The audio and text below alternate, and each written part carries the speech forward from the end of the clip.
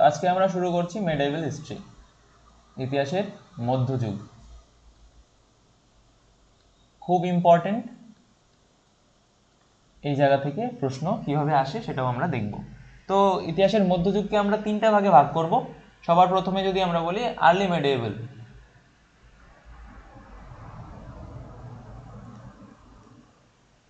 তারপর মেডিয়েভাল এবং পোস্ট মেডিয়েভাল, ঠিক আছে?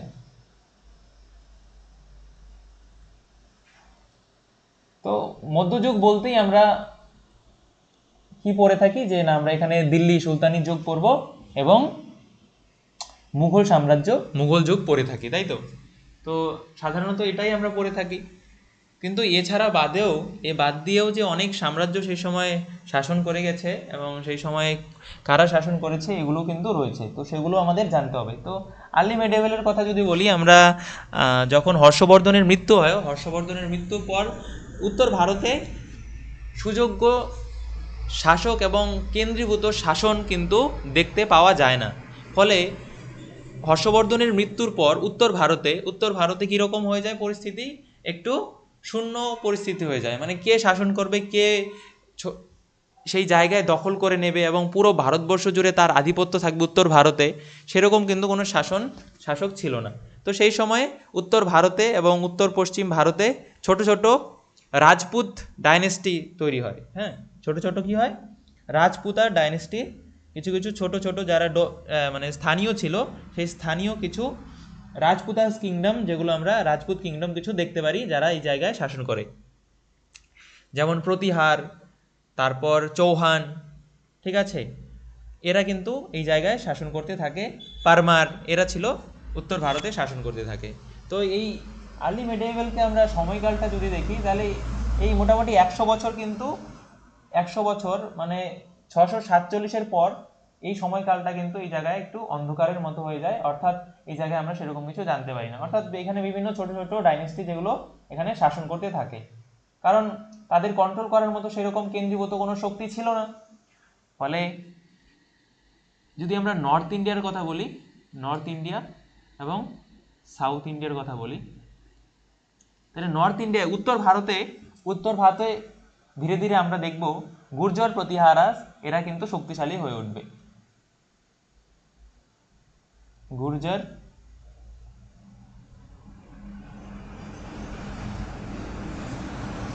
প্রতিহারাস, তাহলে গুর্জর প্রতিহার যে ছিল, এই গুর্জর প্রতিহাররা এরা উত্তর ভারতে শক্তিশালী হয়ে উঠবে। গুর্জর প্রতিহার এরা হচ্ছে নর্থ ইন্ডিয়া। এবার নর্থ ইন্ডিয়ার কথায় যদি বলি, এবার পূর্ব ভারতে কারা? পাল, পালরা শাসন করবে। অর্থাৎ যেখানে যেখানে শশাঙ্ক শাসন করেছে, শশাঙ্কর মৃত্যুর পর বাংলায় কিন্তু সেরকম কোনো শাসক আমরা দেখতে পারি না। শশাঙ্কের মৃত্যুর পর দীর্ঘ সময়কাল পর্যন্ত কিন্তু সেই জায়গায় কোনো রকম বিভিন্ন ধরনের রাজনৈতিক মানে পলিটিক্যাল সমস্যার সেই জায়গায় দেখা দিয়েছে। এবং পরবর্তীতে আমরা দেখব যে গোপাল ইন্ডিপেন্ডেন্টলি সেখানে শাসক হয়ে উঠে আসবে এবং পাল ডাইনেস্টির সূচনা করবে।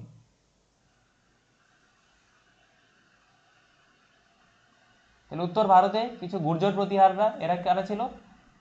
এরা ছিল ইন্ডিপেন্ডেন্ট। তাহলে আরো কিছু আছে এই জায়গায় ইন্ডিপেন্ডেন্ট, যারা কি রাজপুতাজ। তাহলে এই জায়গায় আমরা কি দেখলাম ঘটনাটা, যে হর্ষবর্ধনের মৃত্যুর পর উত্তর ভারতে রাজপুতরা শক্তিশালী হয়ে ওঠে। বিভিন্ন ছোট ছোট রাজপুত গোষ্ঠী তারা নিজেদের শক্তি বৃদ্ধি করে এবং তারা শাসন করতে থাকে উত্তর ভারতে। এবং এর মধ্যে গুর্জর প্রতিহাররা সব থেকে বেশি শক্তিশালী হয়ে ওঠে উত্তর ভারতে। আচ্ছা, আর্লি মেডিয়েভেলের সময়কালটা কি দেখবো আমরা, মোটামুটি 750 এডি থেকে 1206 এডি। 1206 এডি কেন গুরুত্বপূর্ণ সেটাও আমাদের জানতে হবে, যেখান থেকে দিল্লি সালতানেট শুরু হয় 1206 খ্রিস্টাব্দ থেকে। যাই হোক, আর সাউথ ইন্ডিয়ায় তখন কি হচ্ছিল? সাউথ ইন্ডিয়ায় কারা শাসন করছিল? রাষ্ট্রকূটাজ। তখন আসে কারা? রাষ্ট্রকূটরা।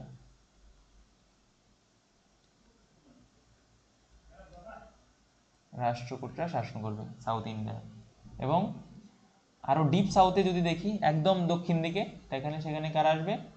যেখানে আমরা সঙ্গম পিরিয়ড দেখেছিলাম, কারা ছিল? চেরা, চোল, পান্ডিয়াস। আশা করছি সবার মনে আছে, আগের ক্লাসে আমরা পড়েছিলাম চেরা, চোল, পান্ডিয়াস। এরপর এই জায়গায় কারা আসে? কালভারাজ। যার কালভারা তারা শাসন করে কিছুদিন, তারপর সেখানে পল্লবাসদের কিছু শাসন হয়। এরপর আবার সেখানে কারা আসে? ইম্পেরিয়াল চোলাস।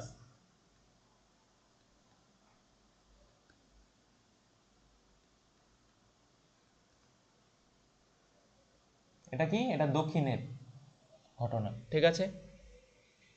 এবার 1206 এডিতে দিল্লি সালতানেট শুরু হবে, দিল্লি সুলতানি যুগ। এটা উত্তর ভারতে, উত্তর ভারতে কারা শাসন করবে? সুলতানি যুগ শুরু হবে, দিল্লি সালতানেট পিরিয়ড। আর এই সময়ই দক্ষিণ ভারতে কারা শাসন করবে? বিজয়নগর এম্পায়ার সম্পর্কে আমরা জানবো। বিজয়নগর এম্পায়ার, এটা হচ্ছে দক্ষিণ দিকের ঘটনা। তারপরে দক্ষিণ দিকে আরো বাহামানি, এরাও শাসন করবে, বাহামানি। এরপর দিল্লি সালতানেটের পর আমরা দেখব উত্তর ভারতের কথা যদি বলি, দিল্লি সুলতানি যুগ যেখানে শেষ হয় 1206 থেকে 1526। 1526 থেকে আমরা দেখব কারা? মুঘলরা শাসন করবে, তাই তো, মুঘলস। এটা নর্থ ইন্ডিয়ায় মুঘলরা শাসন করবে। আর যদি আমরা সাউথ ইন্ডিয়ার কথা বলি, সাউথ ইন্ডিয়ায় আমরা কাদের দেখব? মারাঠাদের দেখব। মারাঠা ডেক্কান এরিয়াতে মারাঠার শাসন করবে।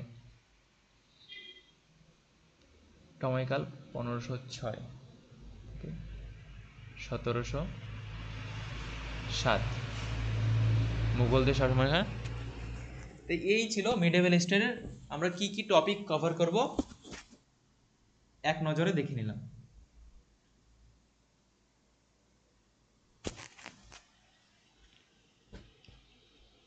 তাহলে আমরা তিনটি ভাগে ভাগ করেছি, একটা হচ্ছে আর্লি মেডিয়েভাল, তারপর মেডিয়েভাল, আর একটা হচ্ছে পোস্ট মেডিয়েভাল, ঠিক আছে। আর্লি মেডিয়েভালে আমরা উত্তর ভারতে কাদের শাসন করতে দেখব? এখানে রাজপুতাজরা, তার মধ্যে গুর্জর প্রতিহাররা, এদের সম্পর্কে মেইন। এবং পূর্ব ভারতে এই সময় পালরা শাসন করবে বাংলা প্রদেশে। এবং দক্ষিণ ভারতে যদি রাষ্ট্রকূটরা দেখব, এবং যারা চোল শাসন আবার শুরু হবে। আর তারপর মেডিয়েভেলের ক্ষেত্রে যদি দেখি, আমরা দিল্লি সালতানেট আমরা পড়ব, দিল্লির সুলতানি যুগ। এবং ডেক্কান এরিয়াতে বিজয়নগর এম্পায়ার, বাহামানি এরা শাসন করবে। এবং পোস্ট মেডিয়েভেলে আমরা দেখব মুঘলরা শাসন করবে মারাঠাদের সম্পর্কে। তো আমাদের কিন্তু এইটুক আমাদের মেডিয়েভেল হিস্ট্রিতে কভার করতে হবে, এটুকু আমরা কভার করব।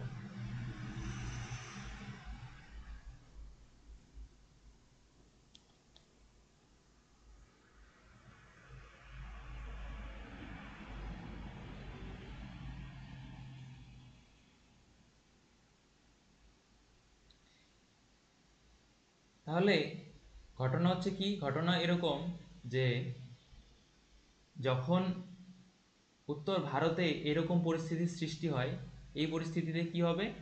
এই পরিস্থিতিতে সবার প্রথমে যদি আমরা দেখি, উত্তর পশ্চিম ভারতে গুর্জর প্রতিহার এরা শক্তিশালী হয়ে উঠবে, গুর্জর প্রতিহার। এবং পূর্ব ভারতে পাল এরা শাসন করতে থাকবে কিছুটা জায়গা দখল করে। এবং ডেক্কান এরিয়াতে রাষ্ট্রকূটরা শাসন করবে। দক্ষিণ ভারতে কারা? রাষ্ট্রকূটরা শাসন করবে। তাহলে এই যে তিনটে শক্তি, এই তিনটে শক্তি কিন্তু নিজেদের আধিপত্য লড়াইয়ের জন্য যুদ্ধ করতে থাকবে একে অপরের সঙ্গে। সেই যুদ্ধকেই আমরা বলি ট্রাইপার্টাইট স্ট্রাগল বা ত্রিশক্তি সংগ্রাম। কি বলি? ত্রিশক্তি সংগ্রাম, বা দেখা যাচ্ছে না,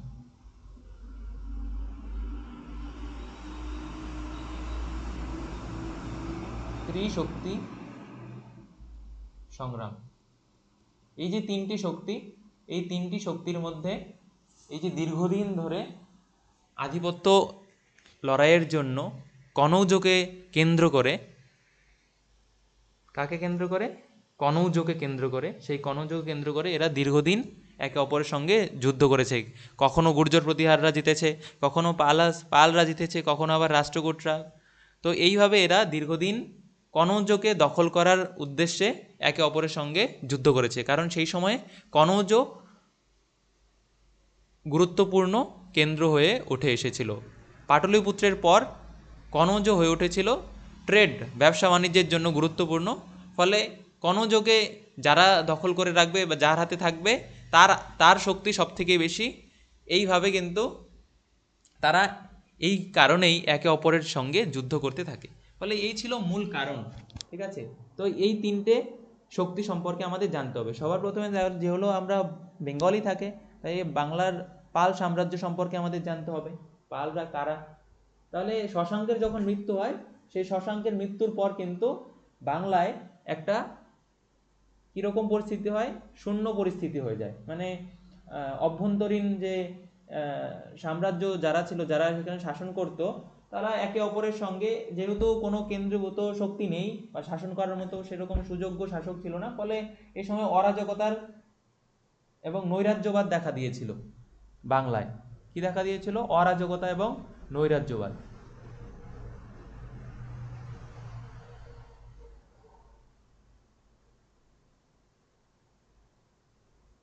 ফলে এই সুযোগে কি হয়, এই সুযোগে কিন্তু এই বাংলা প্রদেশে কে শাসন করবে সেই নিয়ে কিন্তু বিভিন্ন সমস্যা দেখা দেয়।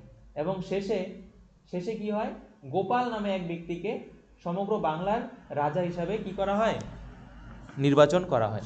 তাহলে সমগ্র বাংলায় বাংলায় কি হয়, শশাঙ্কের মৃত্যুর পর একটি শূন্য পরিস্থিতি, অরাজকতা, নৈরাজ্যবাদ দেখা দেয়।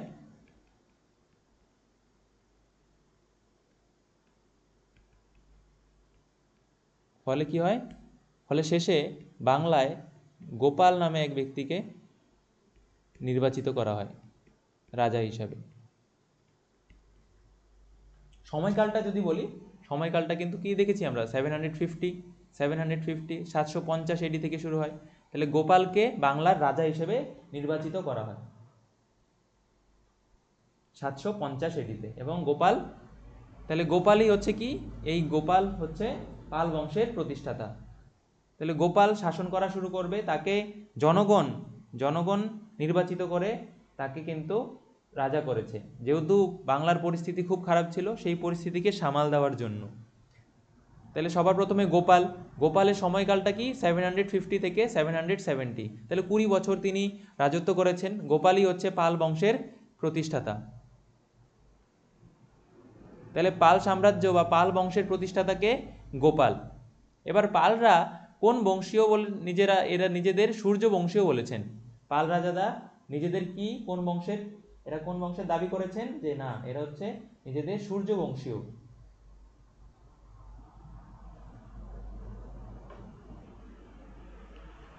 এবার এই পালদের সম্পর্কে পণ্ডিত লামা তারানাথ, এই লামা তারানাথ ইনি তিব্বতের একজন পণ্ডিত ছিলেন। তিনি তাদেরকে ক্ষত্রিয় বলেছেন, যে না এই পালরা হচ্ছে ক্ষত্রিয় ছিল।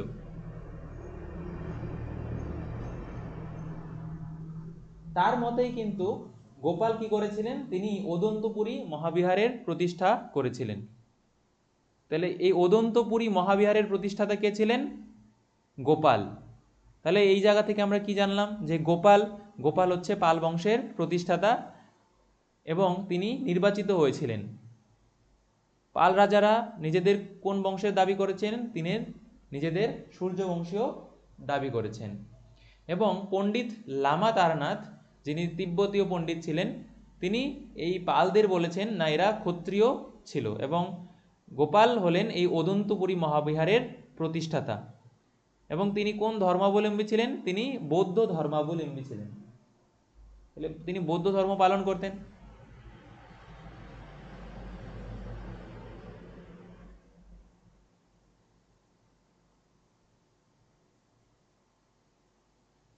এবার এই যে গোপালের যে রাজা হওয়ার ঘটনা, এই ঘটনাকে ঐতিহাসিক রমেশচন্দ্র মজুমদার কি বলেছেন? তিনি বলেছেন এটি হচ্ছে রক্তপাতহীন বিপ্লব। কোনো রকম রক্তপাত না করে একজন রাজা তিনি সিংহাসনে বসেছেন। অর্থাৎ যেহেতু সেই সময় দেশের কল্যাণের জন্য কি যারা সেই সময় সামন্ত নৃপতিগণ ছিল, সাধারণ মানুষ ছিল, তারা স্বেচ্ছায় কাকে নির্বাচিত করেছেন? গোপালকে নির্বাচন করে তারা রাজা তৈরি করেছেন। এই ঘটনাটাকেই ঐতিহাসিক রমেশচন্দ্র মজুমদার রক্তপাতহীন বিপ্লব বলেছেন। আচ্ছা, আরেকটা ইম্পর্টেন্ট ঘটনা, এই যে গোপাল গোপাল যখন সিংহাসনে বসে, তার বসার আগে, তার সিংহাসনে বসার আগে এই যে বাংলায় যে একটা পরিস্থিতি, এই যে ভয়ঙ্কর পরিস্থিতি তৈরি হয়েছিল, কে রাজা হবে, ঠিক আছে, এই নিয়ে, সাম্রাজ্য নিয়ে, এবং একজন নৈরাজ্য মানে যেটাকে একটা শূন্য পরিস্থিতি বলে, ঠিক আছে, এই খারাপ পরিস্থিতি, এই ঘটনাটাকে যেহেতু কেউ শাসন করছে না বা সবাই সেই সময়ে নিজেদেরকে উৎকৃষ্ট বলে মনে করছে, ফলে এই যে একটা অরাজকতার সৃষ্টি হয়েছে, এই অরাজকতার ঘটনাকে কি বলা হয়? এই ঘটনাটাকে কিন্তু মাৎসন্যায় বলা হয়,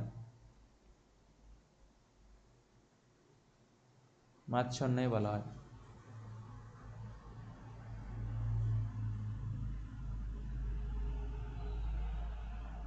তাহলে গোপাল হচ্ছে পাল সাম্রাজ্যের বা পাল বংশের প্রতিষ্ঠাতা।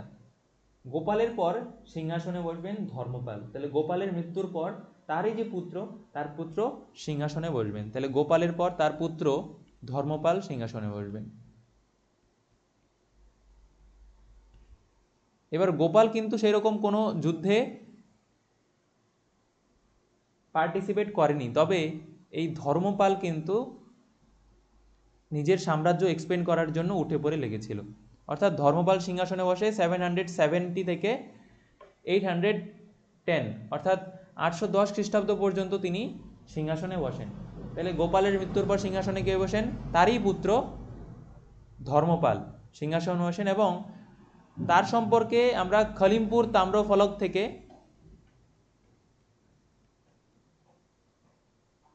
জানতে পারি। তাহলে ধর্মপাল সম্পর্কে কোথা থেকে জানতে পারি আমরা? খলিমপুর তাম্রফলক থেকে আমরা ধর্মপালের রাজত্বকাল সম্পর্কে জানতে পারি। এই ধর্মপালেই কিন্তু কি করেছিলেন? ত্রিশক্তি সংগ্রামে অংশগ্রহণ করেছিলেন, ত্রিশক্তি সংগ্রামে অংশগ্রহণ করেছিলেন।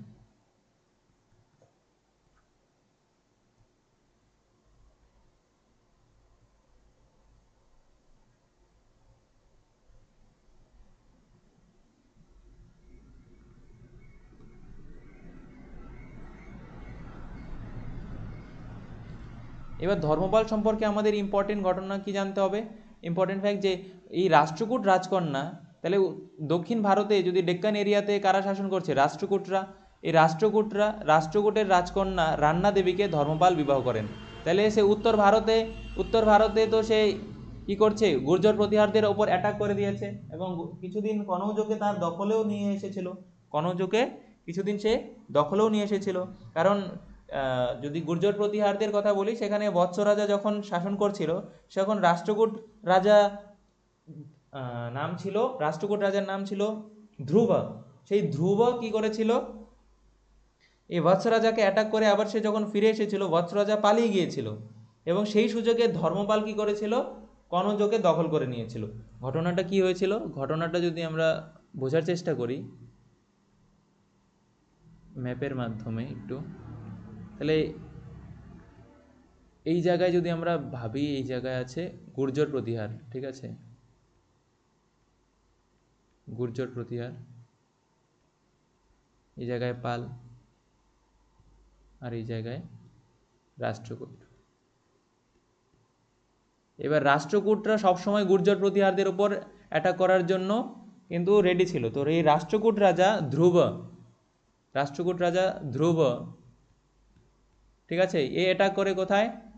এই রাষ্ট্রকূট রাজা ধ্রুব অ্যাটাক করে বৎস রাজাকে।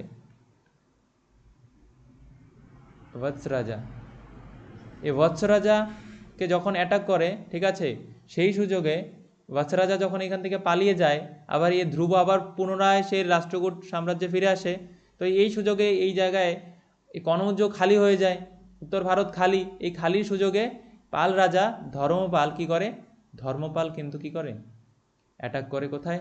গুর্জর প্রতিহার সাম্রাজ্যে, এবং সে এই জায়গায় কিন্তু কিছুদিন দখল করে রাখে।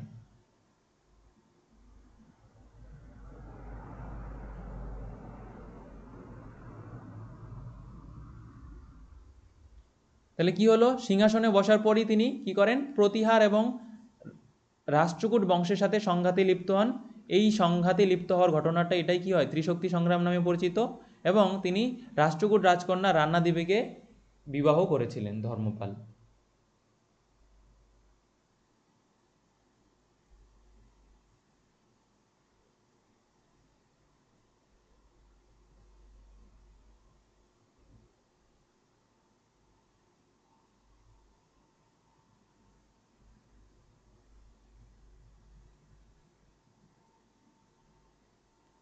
হলো।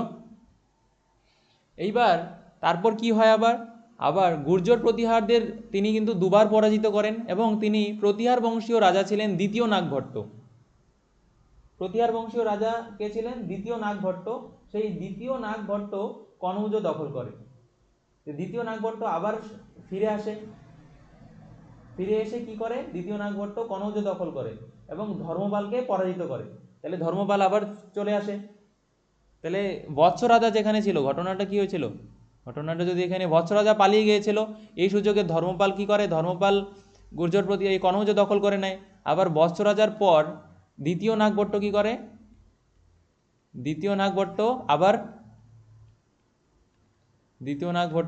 আবার কি করে, কনৌজকে দখল করে এবং কাকে পরাজিত করে, ধর্মপালকে পরাজিত করে।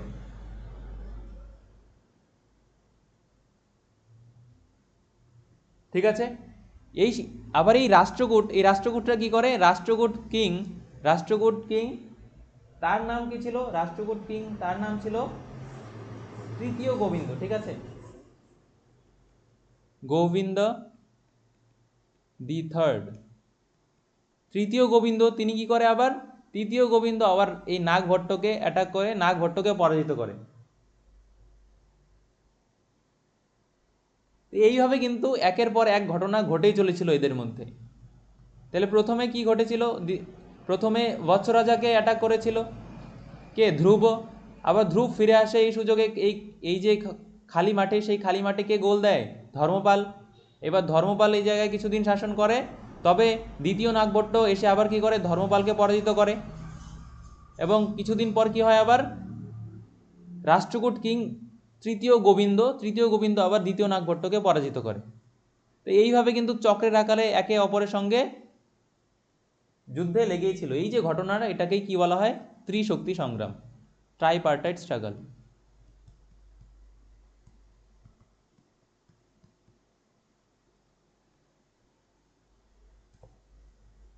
তাহলে 200 বছরের অধিক এদের মধ্যে কিন্তু এরকম যুদ্ধ লেগেই ছিল। ফলে কখনো পালরা জিতেছে, কখনো গুর্জর প্রতিহাররা জিতেছে, কখনো রাষ্ট্রকূটরা জিতেছে, এইভাবে কিন্তু চলছিল। কাকে দখলের উদ্দেশ্য করে, কনৌজকে দখলের উদ্দেশ্য করে। কনৌজের ওপর কে রাজত্ব করবে, এই বিষয়ে।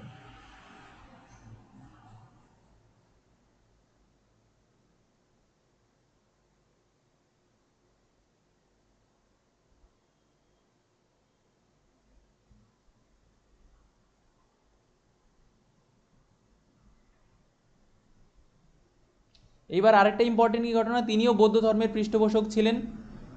তিনি মগধে বিক্রমশিলা মহাবিহার এবং সোমপুরী বিহার স্থাপন করেন, খুব ইম্পর্টেন্ট।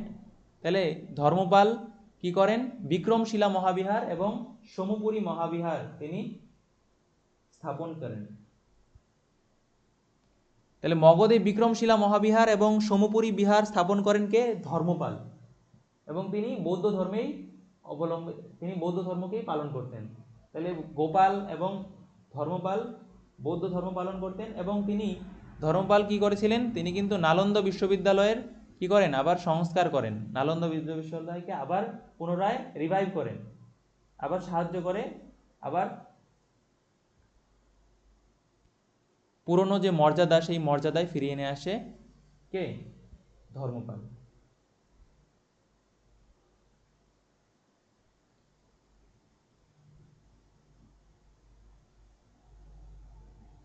এবার ধর্মপালের পর সিংহাসনে কে বসবে, দেবপাল।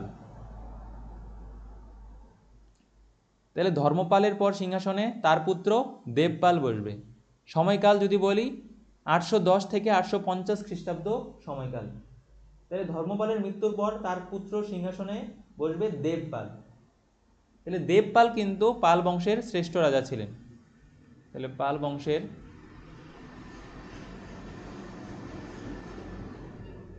শ্রেষ্ঠ রাজা কে ছিলেন? দেবপাল।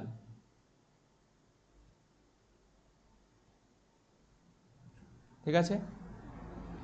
তিনি উৎকল, হুন, গুর্জর, দ্রাবিড় এবং কম্বোজদের পরাজিত করেন এবং প্রাগ জ্যোতিষপুর বা কামরূপের রাজা বিনা যুদ্ধে তার বশ্যতা মেনে নেয়। তাহলে এই দেবপাল তিনি কিন্তু যুদ্ধে খুব দক্ষ ছিলেন এবং তিনি উৎকল অর্থাৎ উড়িষ্যার এবং গুর্জর প্রতিহার যারা ছিল এদেরকেও পরাজিত করেন, দ্রাবিড় অঞ্চল এই জায়গাও কিছু দখল করেন এবং কনৌজকে পরাজিত করে সে কিন্তু নিজের অধিকারে নিয়ে নেন। এবং কি করেন তিনি, যেহেতু নিচে দেবপাল কিন্তু দক্ষিণ ভারতে সেরকম বিস্তার করতে পারেনি, ফলে সে কিন্তু আসামের দিকে তার সাম্রাজ্য বিস্তার করার জন্য এগিয়ে গিয়েছেন।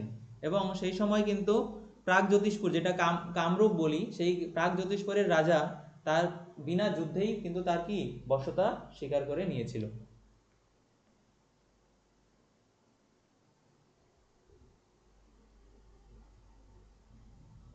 তাহলে বর্তমানে আসাম এবং উড়িষ্যা জয় করেন কে? দেবপাল। এবং দেবপালের সময় কিন্তু এই পালদের সাম্রাজ্য সর্বাধিক বিস্তার হয়েছিল এরকম বলা হয়। এবং নালন্দা বিশ্ববিদ্যালয় তার পৃষ্ঠপোষকতা অর্জন করে এবং তার চেষ্টায় নালন্দা বিশ্ববিদ্যালয় বৌদ্ধ ধর্ম এবং সংস্কৃতি চর্চার অন্যতম শ্রেষ্ঠ কেন্দ্র পরিণত হয়। তাহলে আবার পুনরায় রিভাইভ করেছিলেন ধর্মপাল এবং দেবপাল সেই সময় আরও উৎকৃষ্টতা অর্জনের জন্য আরও সাহায্য করেছিলেন কে? দেবপাল। তার সময় নালন্দা বিশ্ববিদ্যালয়ে আরও শিক্ষার মান আরও অনেক উন্নত হয়েছিল এবং সংস্কৃতি চর্চার অন্যতম শ্রেষ্ঠ কেন্দ্রে পরিণত হয় এই নালন্দা বিশ্ববিদ্যালয়। কার সময়? দেবপালের সময়।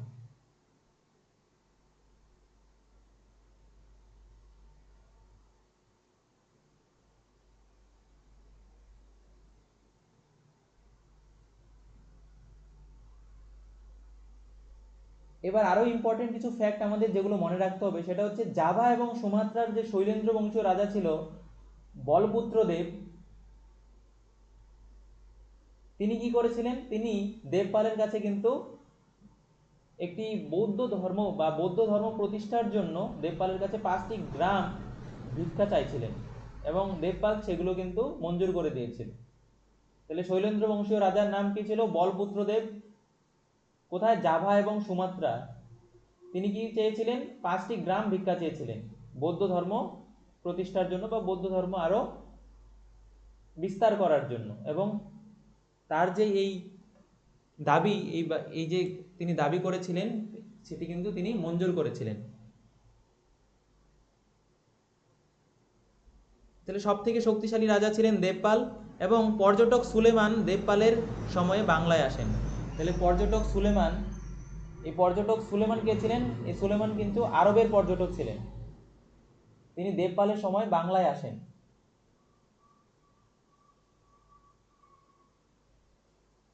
এবং দেবপালের রাজ্যসভায় ব্রজদত্ত অলঙ্কৃত করতেন। তাহলে তার বৌদ্ধ কবি ছিলেন একজন ব্রজদত্ত। তাহলে এই ব্রজদত্ত কার রাজসভায় ছিলেন? দেবপালের রাজসভায় ছিলেন।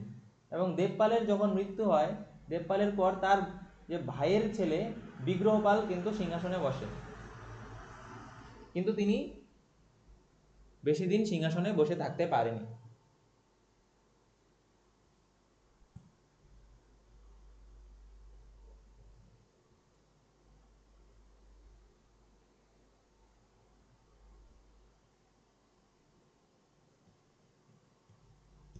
দেবপালের পর বিগ্রহপাল সিংহাসনে বসে এবং বিগ্রহপালের পর নারায়ণ পাল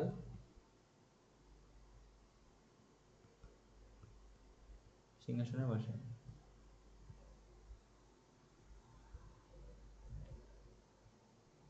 তাহলে দেবপাল সম্পর্কে আমাদের কি কি জানতে মনে রাখতে হবে? সবার প্রথমে আমরা কি দেখেছি? দেবপালের শাসনকাল যদি সময়কাল বলি তাহলে 810 খ্রিস্টাব্দ থেকে 850 খ্রিস্টাব্দ পর্যন্ত।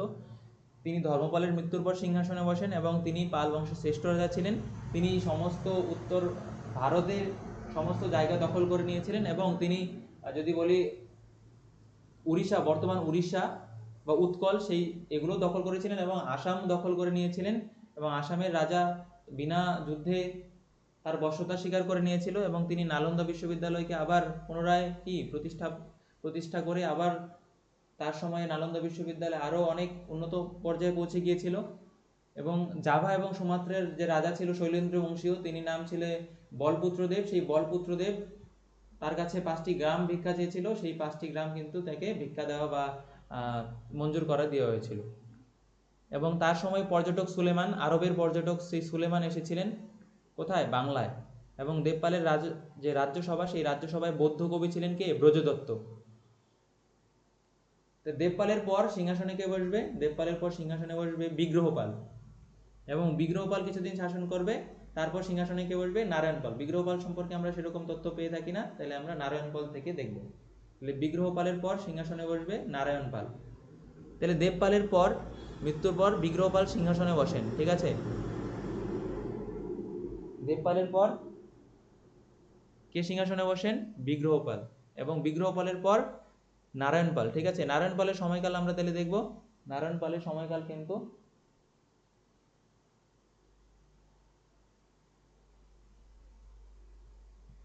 এরা কিছুদিন শাসন করে, তাহলে 54। তাহলে নারায়ণপাল, বিগ্রহপালের সময়কাল 854 পর্যন্ত, ঠিক আছে? যেখানে দেবপাল 850 থেকে, তাহলে দেবপালের পর 850 থেকে 854 কিছুদিন শাসন করে বিগ্রহপাল। বিগ্রহপালের পর সিংহাসনে কে বসবে? নারায়ণপাল।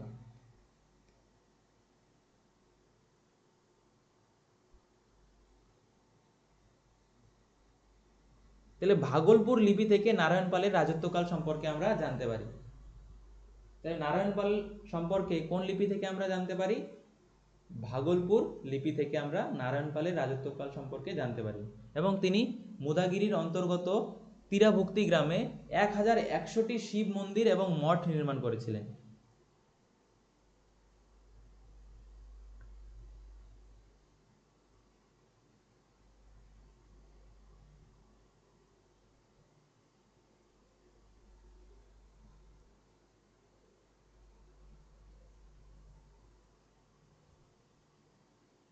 ঠিক আছে, তাহলে তিনি কি করেছিলেন? তিনি 1100টি শিব মন্দির এবং মঠ নির্মাণ করেছিলেন। আচ্ছা, এই পালদের কিন্তু যদি ক্যাপিটালের কথা বলা হয় সেক্ষেত্রে কিন্তু আমাদের বলতে হবে যে এদের ক্যাপিটাল কি ছিল? মুঙ্গের, ঠিক আছে? বিহারের মুঙ্গের। বিগ্রহপাল এবং নারায়ণপাল উভয় ছিলেন কি? যুদ্ধ বিমুখ, তারা যুদ্ধ করতো না এবং শান্তিপ্রিয় ছিল। এবং শান্তিপ্রিয়, যুদ্ধ না করলে কি হবে? তাহলে সেই সুযোগ অন্য যারা রাজা তারা নেবে, তার যে প্রতিপক্ষ তারা সেই সুযোগ নেবে। ফলে কিন্তু নারায়ণপালের পর কিন্তু পাল সাম্রাজ্যের যে শাসকরা ছিল তাদের সময় কিন্তু পাল সাম্রাজ্য একবারে ভেঙে পড়ে গিয়েছিল। তার পুত্র রাজ্যপাল এবং পৌত্র দ্বিতীয় গোপাল এবং প্রপৌত্র দ্বিতীয় বিগ্রহপাল এরা শাসন করে, তবে এরা কিন্তু সেরকম সুযোগ্য শাসক ছিল না।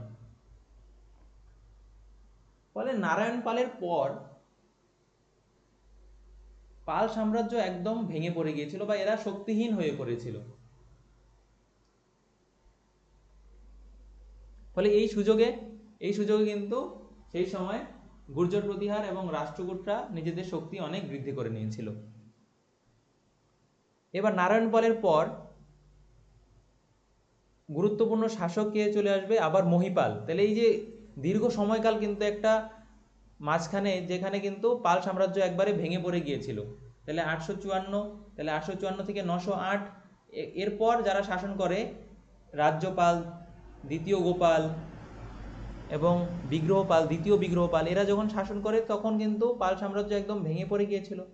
ফলে আবার পাল সাম্রাজ্যকে পুনরায় প্রতিষ্ঠা করেছে কে? এই মহিপাল, 988 থেকে 1036 খ্রিস্টাব্দ পর্যন্ত।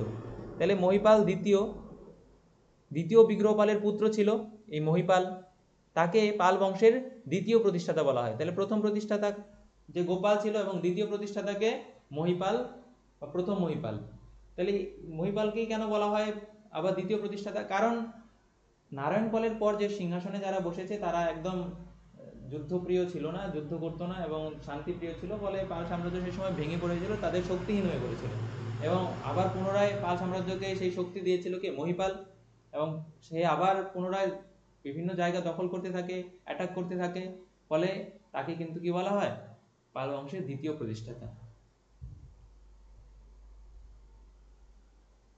এবং তার সময় কিছু গুরুত্বপূর্ণ ঘটনা ঘটে। তার আমলে তার সময়ে যে চোল রাজা, সেই রাজেন্দ্র চোল, তার নেতৃত্বে 2 বছর ওই বাংলার উপর প্রচুর আক্রমণ দমন করা হয়। তাহলে এই তখন দক্ষিণ ভারতে, একদম দক্ষিণ ভারতে, শ্রীলঙ্কায়, ঠিক আছে, এই জায়গায় কোস্টাল এরিয়াতে কারা শাসন করতে থাকে এবং শক্তিশালী হয়ে ওঠে? এই চোলরা, ঠিক আছে। এদের নৌবাহিনী ছিল একদম ভয়ঙ্কর, ঠিক আছে। সেই চোলদের বিরুদ্ধে কিন্তু মহিপাল মহিপাল কি করেছিলেন? যুদ্ধ করেছিলেন। ফলে কিন্তু মহিপাল নামটা আমাদের জন্য ইম্পর্টেন্ট। এরপর যদি বলি, অতীশ দীপঙ্কর শ্রীজ্ঞান ছিলেন তার সমসাময়িক বৌদ্ধ সন্ন্যাসী পণ্ডিত। তাহলে তার সমসাময়িক একজন বৌদ্ধ সন্ন্যাসী পণ্ডিত কে ছিলেন? অতীশ দীপঙ্কর। কারণ এটা এক্সট্রা ইনফরমেশন আমাদের অ্যাড করে রাখতে হবে, পরীক্ষা আসে অতীশ দীপঙ্কর কোন পাল রাজার সমসাময়িক ছিলেন। তাহলে মহিপাল প্রথম। সময়কালটা 988 থেকে 1036 এডি পর্যন্ত। এবার মহিপাল 1 এর পর মহিপাল 2 সিংহাসনে বসেন, ঠিক আছে। কিছুদিন পর মহিপাল 2, তার সময় কিছু সেরকম গুরুত্বপূর্ণ ঘটনা ঘটে না, তবে সেই সময় একটা বিদ্রোহ ঘটে যেটার নাম হচ্ছে কৈবর্ত বিদ্রোহ।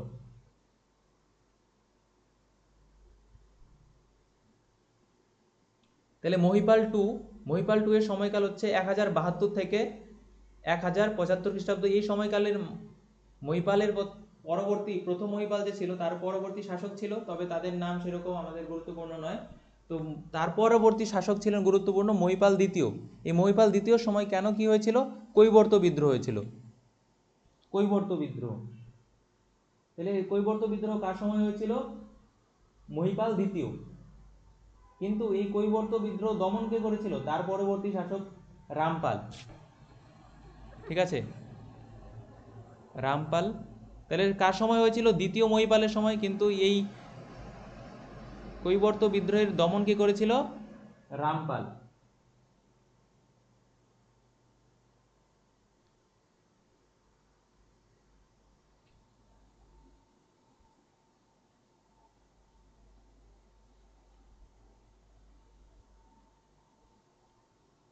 হয়ে গেল। রামপাল হচ্ছে আচ্ছা, রামকাল সম্পর্কে সন্ধ্যাগড় নন্দীর রামচরিত যে গ্রন্থটি রয়েছে, সন্ধ্যাগড় নন্দীর রামচরিত, সেটি হচ্ছে রামপালের জীবনী। রামচরিত মানস না কিন্তু, ঠিক আছে। রামচরিত মানস কার লেখা? এখানে কিন্তু গুলি ফেললে হবে না। রামচরিত মানস এটি হচ্ছে তুলসীদাস, ঠিক আছে। তাহলে সন্ধ্যাগড় নন্দীর রামচরিত হলো রামপালের জীবনী সম্পর্কিত, ঠিক আছে। এই আচ্ছা, এই যে কৈবর্ত বিদ্রোহ, এই কৈবর্ত বিদ্রোহের একজন নেতার নাম দিব্যক, আরেকটা কে ছিল? ভীম। এরা ছিল কৈবর্ত বিদ্রোহের নেতা, ঠিক আছে। এক্সট্রা ইনফরমেশন অ্যাড করে রাখবেন।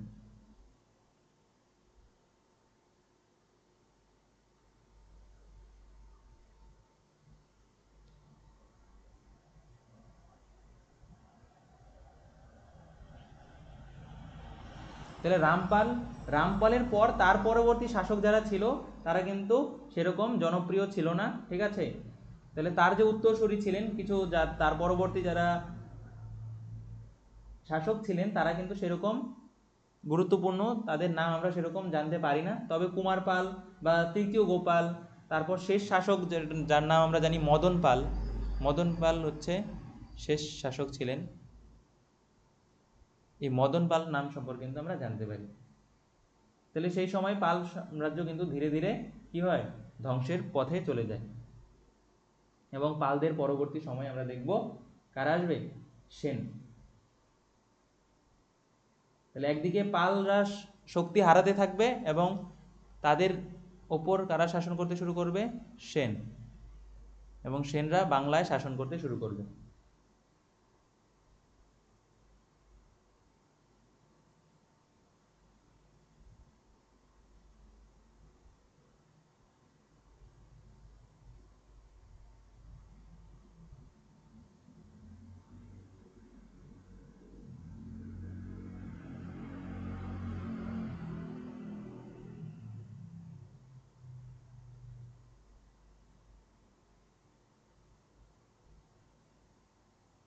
তাহলে এই যে ত্রিশক্তি সংগ্রামের মধ্যে আমরা কাদের সম্পর্কে জেনে নিলাম, আমরা একদিকে দেখলাম পালদের সম্পর্কে আমরা জেনে নিলাম। এইবার আমাদের রাষ্ট্রকূটদের সম্পর্কে জানতে হবে, আবার গুর্জর প্রতিহারদের সম্পর্কেও একটু জানতে হবে। তাহলে আমরা ছোট করে যদি জানতে চাই, তাহলে গুর্জর প্রতিহাররা এরা একটা রাজপুত গোষ্ঠী ছিল, ঠিক আছে, এরা উত্তর ভারতে শাসন করত এবং এদের রাজধানী কোথায় ছিল, কনৌজ ছিল। তাহলে আমরা যদি গুর্জর প্রতিহারদের সম্পর্কে জানার চেষ্টা করি,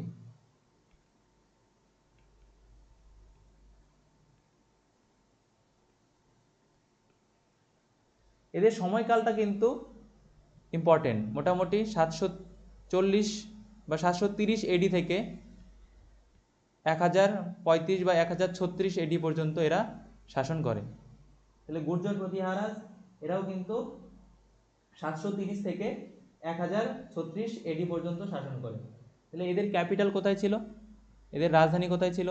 পালদের রাজধানী কোথায় ছিল বলেছি? মুঙ্গের। পালদের রাজধানী কোথায় ছিল? মুঙ্গের। গুর্জর প্রতিহারাস এদের ক্যাপিটাল কোথায় ছিল? কনৌজ। যেই কনৌজকে কেন্দ্র করেই এত যুদ্ধ।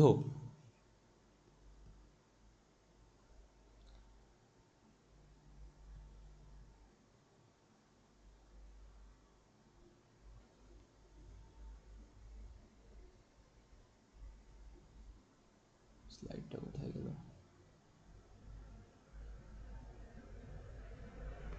এই হলো।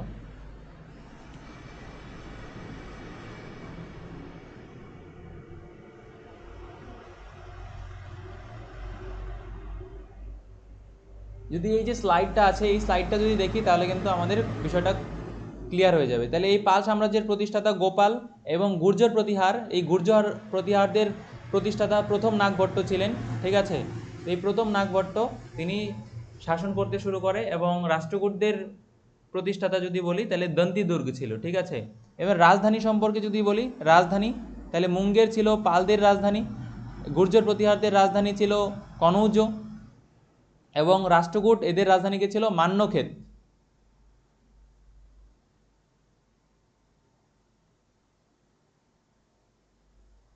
শ্রেষ্ঠ শাসকের কথা যদি বলি ধর্মপাল এবং দেবপাল, এবং গুর্জর প্রতিহারদের শ্রেষ্ঠ শাসক প্রথম ভোজ এবং মহেন্দ্রপাল।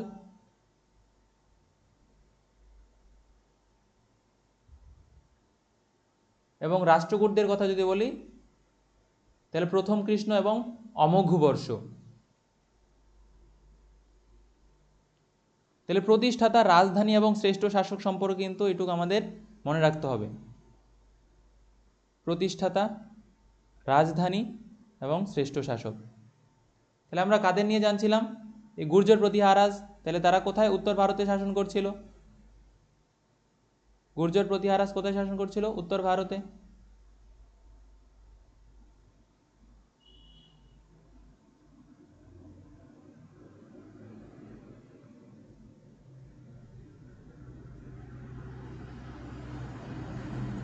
যদি ম্যাপটা যদি আমরা বানানোর চেষ্টা করি একটু, তাহলে যাই হোক,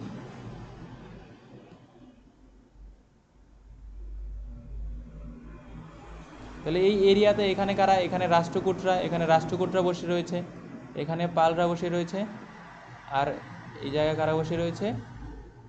গুর্জর প্রতিহার। আচ্ছা, এরকম মনে করা হয় যে এই গুর্জর প্রতিহাররা এদের গুজরাট থেকে এদের উৎপত্তি হয়েছিল, এর জন্য এরকম নাম হতে পারে, ঠিক আছে, গুর্জর প্রতিহার।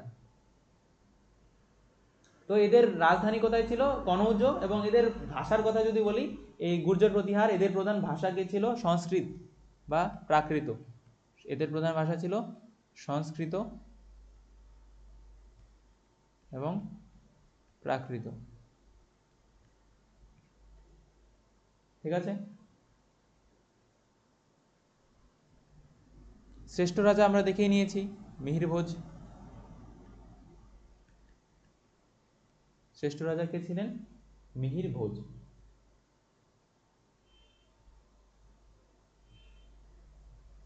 তাহলে গুর্জর প্রতিহারদের সম্পর্কে আমাদের একটু এইটুক জানতে হবে আপাতত। তারপর পালদের সম্পর্কে আমরা মোটামুটি ভালো জেনে নিলাম। এবার রাষ্ট্রকূটদের, তাহলে রাষ্ট্রকূট বংশের প্রতিষ্ঠাতা আমরা দেখিয়ে নিয়েছি দন্তি দুর্গ। রাষ্ট্রকূট রাজবংশের প্রতিষ্ঠাতা কে ছিলেন? দন্তি দুর্গ। এবার দন্তি দুর্গ এদের অধীনে, এরা কাদের অধীনে ছিল? এরা কিন্তু সেই চালুক্য পড়েছিলাম আমরা, চালুক্য মনে আছে? ঠিক আছে, সেই চালুক্যদের পরাজিত করেছিল দন্তি দুর্গ। ঠিক আছে, এবং দন্তি দুর্গ চালুক্যদের পরাজিত করে কি এই রাষ্ট্রকূট বংশের প্রতিষ্ঠা করে। তাহলে কাদের পরাজিত করে? চালুক্যদের পরাজিত করে, চালুক্যদের পরাজিত করে দন্তি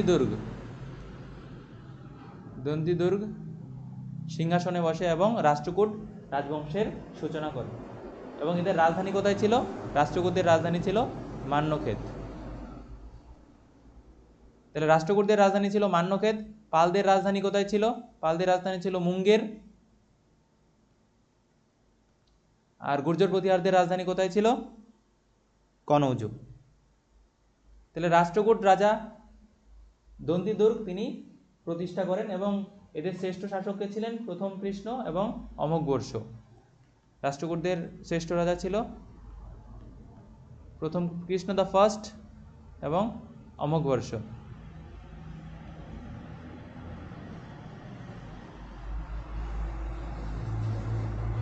তো এদের সম্পর্কে আমরা আরো জানবো। তবে এই ছিল তাহলে ত্রিশক্তি সংগ্রাম, যেখান থেকে আমাদের কি শুরু হলো, যেখান থেকে আমাদের এই ত্রিশক্তি সংগ্রাম শুরু হলো এবং আমরা মেডিভেল হিস্ট্রি শুরু করেছি। মধ্যযুগ, তাহলে পূর্ব মধ্যযুগ অর্থাৎ আর্লি মেডিভেল হিস্ট্রিতে আমরা এই ঘটনাগুলো কিন্তু ঘটছে। ঠিক আছে, তো এদের সম্পর্কে আমাদের বিস্তারিত জানার পর আমরা কিন্তু দিল্লি সালতানেট শুরু করব। ঠিক আছে, কিন্তু তার আগে কি হয়েছে, এইবার এটা তো উত্তর ভারতে ঘটছে এবং মধ্য ভারতে ডেক্কান এরিয়াতে ঘটছে এবং দক্ষিণ দিকে কিন্তু সেদিকে চোলাসরা আবার চলে আসবে, ইম্পেরিয়াল চোলাস। ঠিক আছে, তো এদের সম্পর্কে আমাদের জানতে হবে।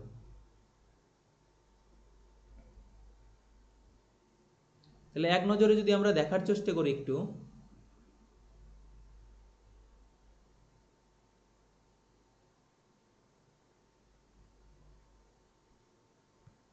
তাহলে কি ঘটনা ঘটছিল যে মধ্য ক্ষমতার কেন্দ্রস্থল কি বদলে যাচ্ছিল। তাহলে কি হলো, পাটলিপুত্র থেকে, যেখানে আগে পাটলিপুত্র হচ্ছে মেন ক্ষমতার কেন্দ্রস্থল ছিল কোন সময়, মৌর্য যুগে এবং গুপ্ত যুগে, পরে ধীরে ধীরে সেটা কি চেঞ্জ হয়, সেটা পাটলিপুত্র থেকে কনৌজে পরিবর্তন হয়। কারণ পাটলিপুত্রে কি হয়, পাটলিপুত্রে ব্যবসা বাণিজ্য কি হয়ে যায়, ব্যবসা ধীরে ধীরে হ্রাসপ্রাপ্ত, মানে ব্যবসা বাণিজ্য ট্রেড ধীরে ধীরে কমতে থাকে। ফলে নতুন কেন্দ্র হয়ে ওঠে কনৌজ, যেটা হর্ষবর্ধনের রাজধানী ছিল। ঠিক আছে, সেই কনৌজকে তারপর কিন্তু দখলের জন্যই কিন্তু ভারতবর্ষের বিভিন্ন যারা শাসন করছে ছিল, যেমন পালরা এবং রাষ্ট্রকূটরা এই কনৌজের ওপর দখলকে কেন্দ্র করে তারা যুদ্ধ করতে থাকে, যেটাকে তোমরা ত্রিশক্তি সংগ্রাম বলে জেনে নিচ্ছি।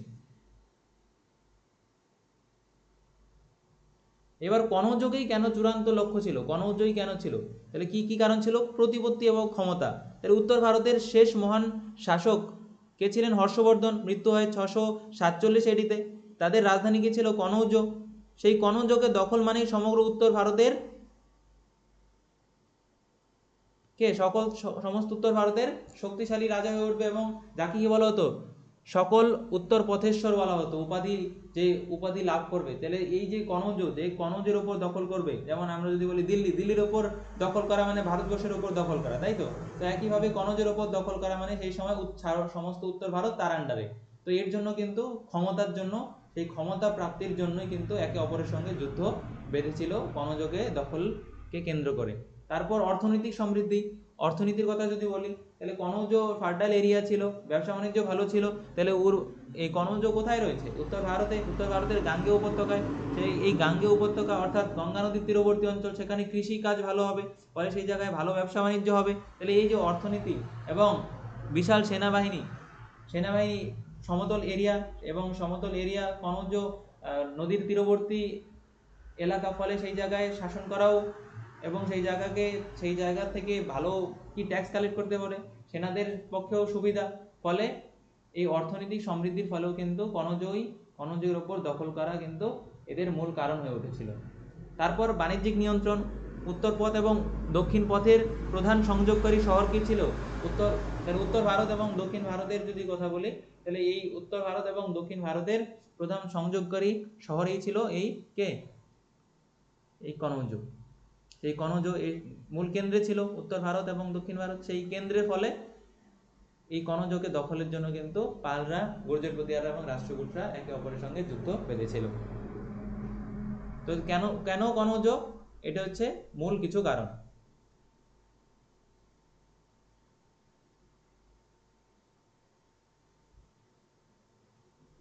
এগুলো আমরা দেখে নিয়েছি।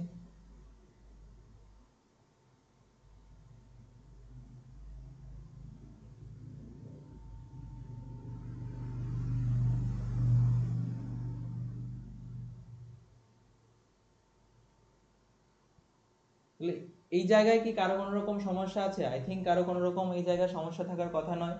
কারণ এই জায়গায় খুবই সিম্পল ব্যাপার। কি হয়েছে যে যখন হর্ষবর্ধনের মৃত্যু হয়, হর্ষবর্ধনের মৃত্যুর পর ভারতবর্ষে সেরকম সুযোগ্য শাসক বা কেন্দ্রীভূত কোনো রকম শাসন ছিল না। ফলে সেই সুযোগে কিন্তু যারা কিছু রাজপুত গোষ্ঠী তারা নিজেদেরকে ইন্ডিপেন্ডেন্ট ঘোষণা করে এবং শাসন করতে থাকে। এর মধ্যেই এই গুর্জর প্রতিহার, এই গুর্জর প্রতিহার যারা ছিল এরা কি করে, এরা নিজেদেরকে আরো শক্তিশালী করে তোলে এবং উত্তর ভারতে এরা শাসন করতে থাকে।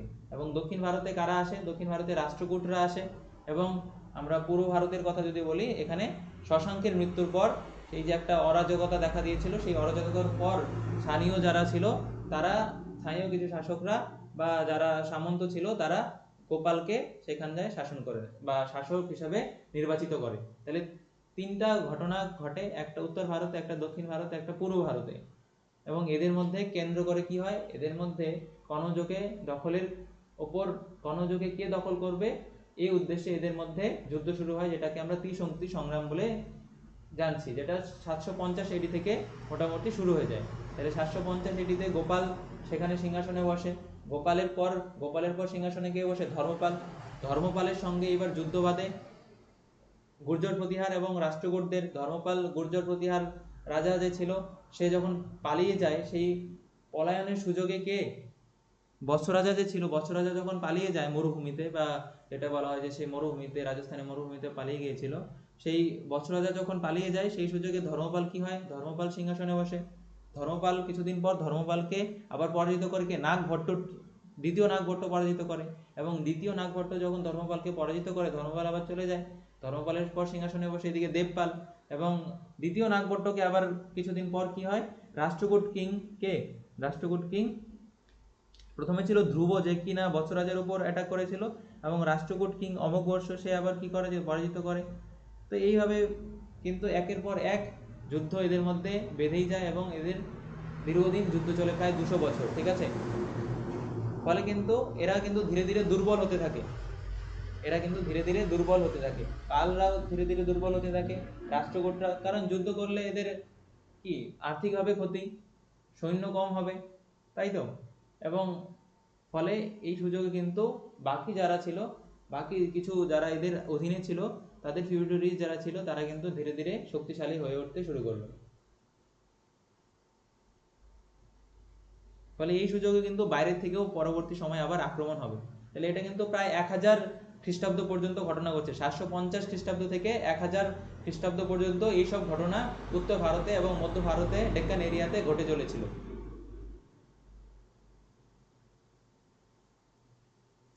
এইবার ডিপ সাউথের কথা যদি বলি, দক্ষিণ ভারতে, একদম দক্ষিণ ভারতে কাবেরী নদীর দক্ষিণ দিকে কি ঘটনা ঘটছিল, এই দিকে কি হয়েছিল?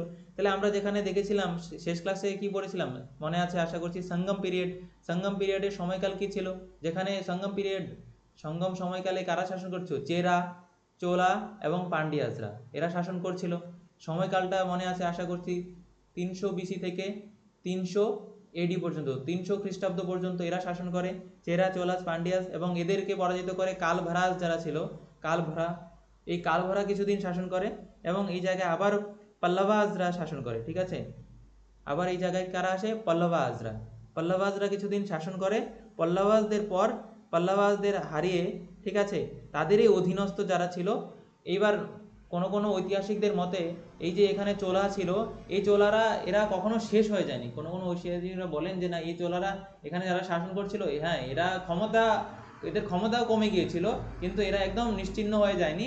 এই চোলারাই পরবর্তী সময়ে আবার পাল্লাভাসদের পর এরা আবার কিন্তু 980 এডিতে, 980 থেকে 85 এডিতে আবার নিজেদের সাম্রাজ্য প্রতিষ্ঠা করেন, যে যারা কিন্তু পরবর্তী সময় আমরা এদের সম্পর্কে বলবো ইম্পেরিয়াল চোলাস।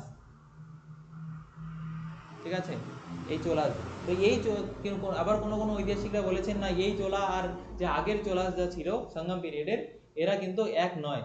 ঠিক আছে, তো আবার কোনো কোনো ঐতিহাসিক বলছেন না, এরাই ছিল এই চোলাস, তবে এদের শক্তি কমে গিয়েছিল বা এরা পরাজিত হয়েছিল, ফলে এদের শক্তি সময় কমে গিয়েছিল। কিন্তু পরবর্তী সময় আবার যখন পাল্লাভাসরা নিজেদের শক্তি হারিয়ে ফেলে, ফলে এরা এদেরই অধীনে ছিল, পরে আবার কিন্তু এরা নিজেদের ইন্ডিপেন্ডেন্ট ঘোষণা করে এবং শাসন করতে শুরু করে।